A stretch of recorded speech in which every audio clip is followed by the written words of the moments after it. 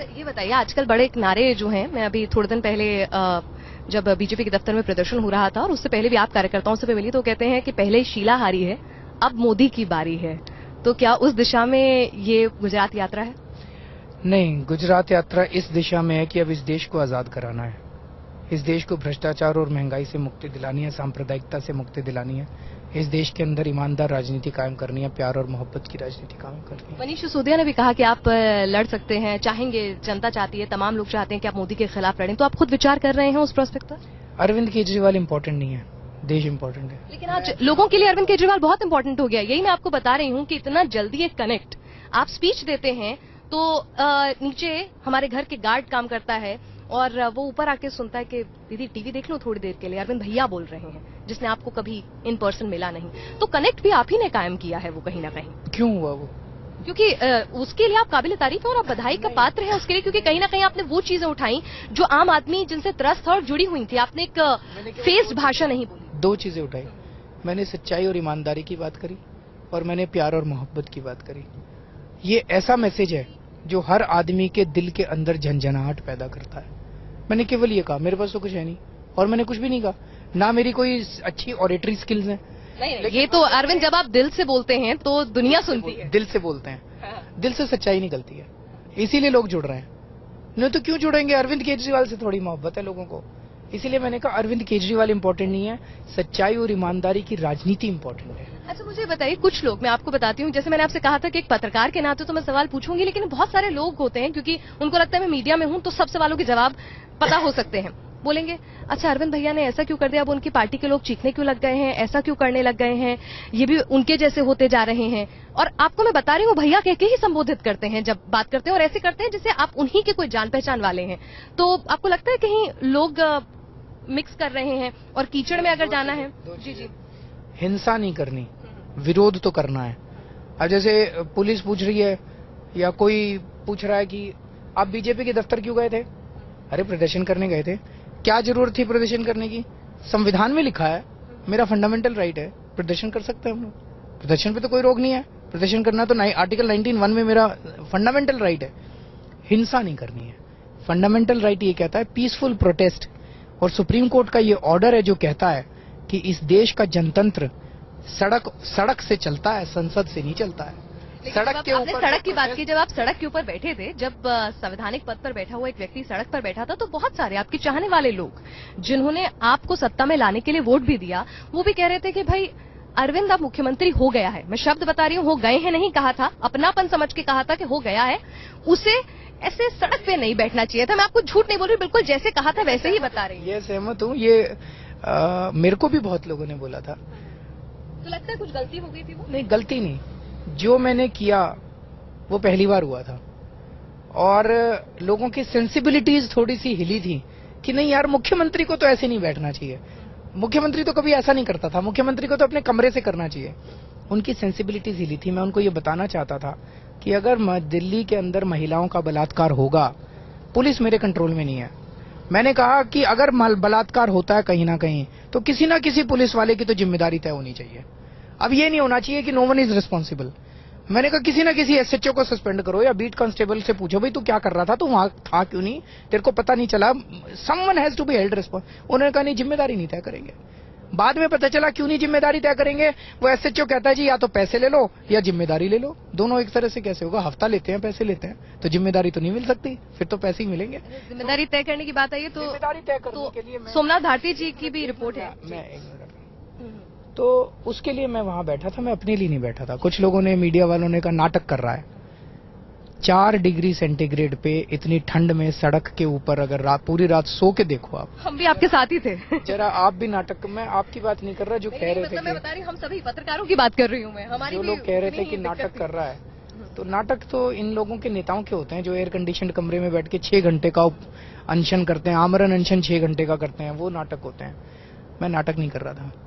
तो शायद जनता को उसकी आदत नहीं है, इसलिए धीरे धीरे पढ़ते ही पड़ेगी उस तरह की चीजों की आदत। जो मैं मुख्यमंत्री की कुर्सी पे बैठ के कर सकता हूँ वो कुर्सी पे बैठ के करूंगा, लेकिन अगर मैं कभी भी अपने आप को असहाय फील करूंगा कि इस कुर्सी पे बैठ के मैं अब काम नहीं कर पा रहा, ये वाला काम, तो उसके लिए मैं सड़क पे भी उतरूंगा। मैंने सड़क छोड़ी नहीं है।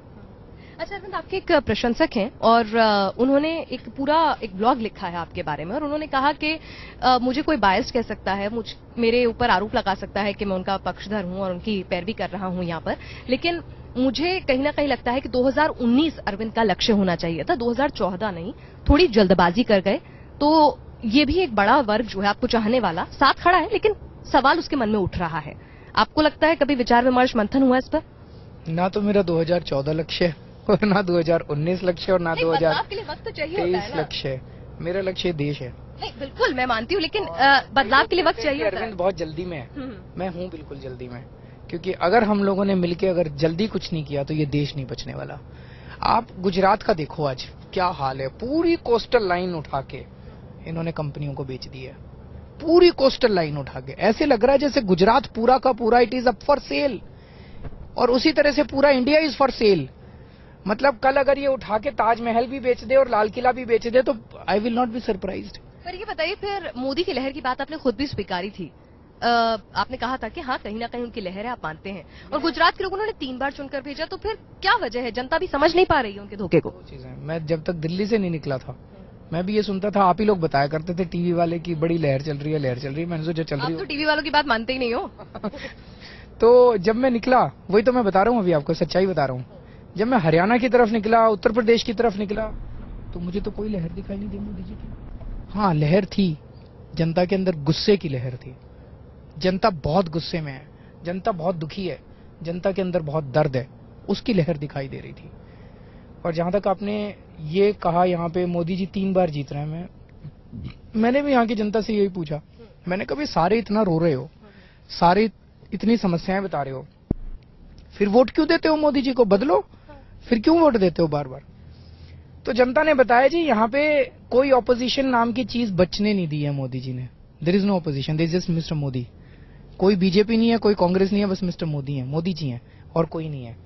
और ऑपोजिशन को या तो खरीद लिया जाता है, या ऑपोजिशन को डरा दिया जाता है, और या मरवा दिया जाता है, बस ये है। आपके ऊपर एक आरोप ये भी लग जाता है कई बार कि जब आप दूसरों पर उंगली उठाते हैं तो कोई जांच या बस कह देते हैं, जो मन में आता है एकदम कह देते हैं। और मैं ये नहीं कह रही हूँ कि आपके पास उसके तर्क नहीं होते होंगे, आप बिल्कुल सोच समझ कर एक बात बोलते हैं, लेकिन जब दूसरा कहता है तो आप कहते हैं भाई मैं जांच करूंगा। ये डबल स्टैंडर्ड हो जाते हैं कई बार। नहीं ऐसा नहीं है, मैंने जब भी कुछ कहा तो आप बताइए, मैंने अंबानी जी के स्विस बैंक के अकाउंट के बारे में कहा, मेरे पास। अच्छा, पर उसपे एक मैं आपको बताती हूँ, आपने कहा और उस पर आपको मैं ट्वीट चेन, आप ट्वीट बहुत करते हैं, उस पर ट्वीट चेन पूरी चली कि भाई अगर आप IRS ऑफिसर उस वक्त आपको पता था तो आपने कार्रवाई क्यों नहीं की? आप तो एकदम दबंग टाइप के अफसर रहे होंगे। अभी का है ये? अच्छा, आपके टाइम में कुछ गड़बड़ नहीं हुई? नहीं, मेरे टाइम की फाइल नहीं है वो, जो मैं देख के आया था, अभी की है, 1 साल पुरानी फाइल है। और 1 साल, क्योंकि मेरे दोस्त हैं वहाँ पे, तो मैं किसी के यहाँ पे देख के आया था, मेरे टाइम की फाइल नहीं है। चलिए, तो फिर अब ये बताइए, चलिए मैं सबूतों के साथ बोलता हूँ, मैं ऐसे ही लूज टॉक नहीं करता। तो अदालत का रास्ता नहीं चुनते, सबूत अगर हैं इतने काफी? क्योंकि कई बार होता है कि पॉलिटिक्स में वक्त लगता है, अदालत जो है आजकल बहुत मददगार साबित हो रही है कई केसेस में। नहीं, वो लोग तो चाहते हैं कि हम अदालत में चले जाएं, जैसे 2G है, चले जाओ अदालत में। जेल भी हुई, हम बिल्कुल नकार नहीं सकते, कहीं मुझे जेल में गई भी, बेल भी हुई, बेल भी हुई। अब देखिए, अदालत का विकल्प है, कुछ तो होगा। वो तो यही तो चाहते हैं कि 20 साल केस चले, जांच पे जांच, जांच पे जांच, तारीख पे तारीख। वो लोग बड़े माहिर है इस पूरे खेल के कि भाई अदालत में चले जाओ। जब भी मैं कुछ बोलता हूँ, शूट एंड स्कूट, फलाना ढिमका, क्या क्या बोलते हैं पता नहीं अंग्रेजी में। अरविंद तो भाग जाता है, अरविंद तो कह के भाग जाता है। अरे भाग के कहाँ जा रहे हैं, इसी देश में बैठे हैं हम लोग। और अरविंद अगर है तो अदालत में चला जाए, तो वो फंसाना चाहते हैं। अदालत में चले जाओ, 20 साल केस चलेंगे, और जब भी आप उठाओगे कहेंगे सब जुडिस है जी, सब जुडिस है जी। तो समाधान कहाँ से आएगा? जनता से निकलेगा समाधान, पॉलिटिक्स से निकलेगा, इस देश की राजनीति को साफ करना पड़ेगा, वहां से निकलेगा समाधान। अदालतों से अब नहीं निकलेंगे। ये हार्डकोर पॉलिटिकल लड़ाई है, राजनीतिक लड़ाई है, राजनीति को साफ करना पड़ेगा।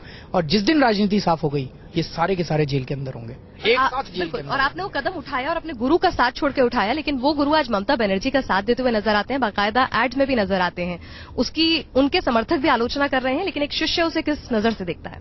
मैं अभी भी अन्ना जी की बहुत इज्जत करता हूँ, लेकिन लगता है कि कहीं ना कहीं वो कदम नहीं उठाना चाहिए था, क्योंकि बहुत सारे लोग हैं उनको लगता है कि नहीं, अगर मैं एक पर्सपेक्टिव के बात अगर आपसे शेयर करूं कि जब आप मिलते हैं बैठते हैं कि भाई अन्ना जी एक राष्ट्र की धरोहर जैसी शख्सियत, उन्होंने वो मुकाम हासिल कर लिया था, एक नई चेतना दी थी उनके आंदोलन ने, तो